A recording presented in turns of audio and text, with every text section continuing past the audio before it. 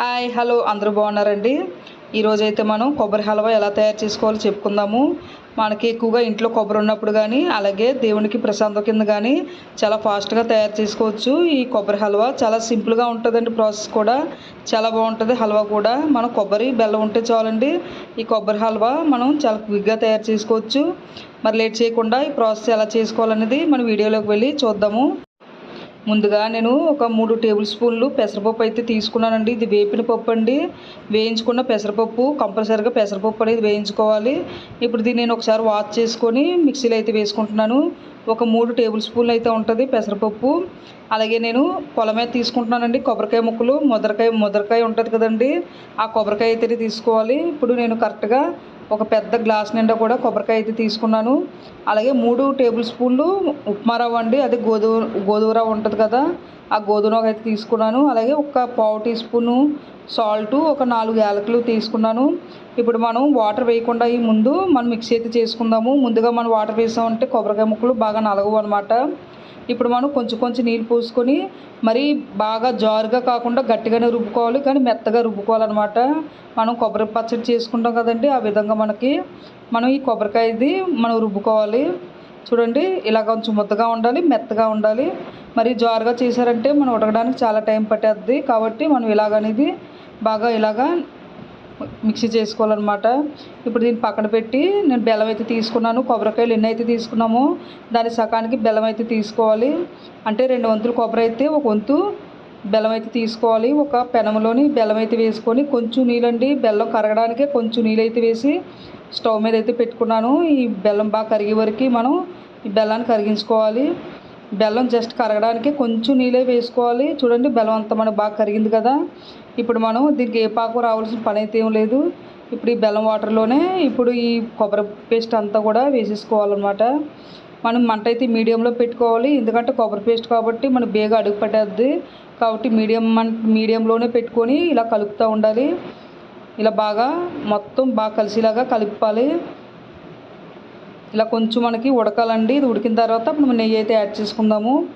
కొంచెం బాగా మీడియం మంట పెట్టుకొని కలుపుతూ ఉండండి. మీరు ఏమాత్రం అసలు చేసినా మనకి అడుగు పడేద్ది. చూడండి, మన దగ్గరగా అయింది, ఉడికింది కదా, మనకి పేస్ట్ కూడా దగ్గరగా కూడా అయింది కదా. ఇప్పుడు నేను ఒక 2 స్పూన్లు నెయ్యి అయితే వేసుకున్నాను. అలా కొంచెం కొంచెం నెయ్యి వేసుకుందాము. నెయ్యి అయితే ఒక 5-6 స్పూన్లు అయితే సరిపోద్దండి, నెయ్యి ఎక్కువ అయితే పడదు. ఇప్పుడు 2 స్పూన్లు వేసుకున్నాను కదా, తర్వాత ఒక 2-3 స్పూన్లు వేసుకుంటే సరిపోద్ది.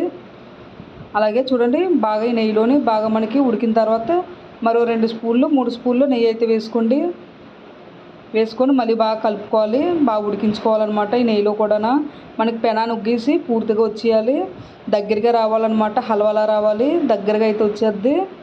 మనకి ఉడికిందా లేదా అనేది కొంచెం చేతికి నెయ్యి రాసుకొని కొంచెం తీసుకొని చేతితో ఇలా ఉండలా చేసామంటే మనకి ఉండలాగా పర్ఫెక్ట్గా వచ్చేయాలి.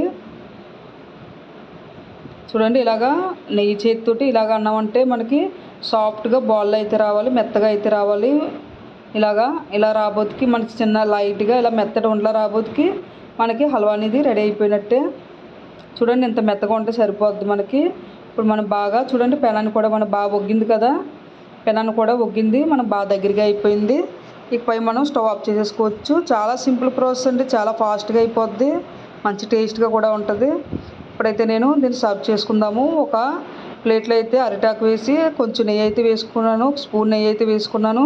ఇప్పుడు ఈ హల్వా అంతా కూడా ఈ అరిటాకు మీద అయితే వేసుకుందాము. వేసుకొని ఈ అరిటాకుతోటి ఈ నెయ్యిది బాగా కలుపుకోవాలి. ఇలా కలిపేసుకోవాలి. లాస్ట్లోని మనం ఫస్ట్లో ఎంత నెయ్యి వేసుకున్నా లాస్ట్లో కొంచెం నెయ్యి వేసుకుంటేనే మనకు చాలా బాగా హల్వా అనేది బాగా కనబడుతుంది. కరెక్ట్గా ఒక 5 స్పూన్లు అయితే సరిపోద్దండి. ఒక 5 స్పూన్లు అయితే మనకి నెయ్యి అయితే సరిపోద్ది. చూడండి, హల్వా ఎంత బాగా ఉందో, చాలా సాఫ్ట్గా ఉంటుంది. ఇలా నోట్లో పెట్టుకుంటే అలా కరిగిపోద్దండి. చూసారా, హల్వా అనేది మనకి రెడీ అయిపోయింది. కొబ్బరి హల్వా అలాగే బెల్లంతో మంచి హెల్తీ ఫుడ్ అండి. ఇది కూడా చాలా హెల్తీ ఫుడ్, చాలా బాగుంటుంది. ఇలా క్విక్గా మనం బేగా ప్రసాదం కింద కూడా మనం బేగా తయారు చేసుకోవచ్చు. కొబ్బరి ఉన్నప్పుడు లేదా మంచి స్వీట్ తినాలనిపించినప్పుడు కూడా ఇలా స్వీట్ కింద కూడా మనం తయారు చేసుకోవచ్చు. మరి కంపల్సరీగా మీరు ట్రై చేయండి, ఈ వరలక్ష్మీ వ్రతానికి కానీ ఈ పండగలకి. ఓకే ఫ్రెండ్స్, మీకు అయితే ఈ రెసిపీ అయితే నచ్చిందా? నచ్చితే లైక్ చేయండి, షేర్ చేయండి, సబ్స్క్రైబ్ చేసుకోండి నా ఛానల్ని.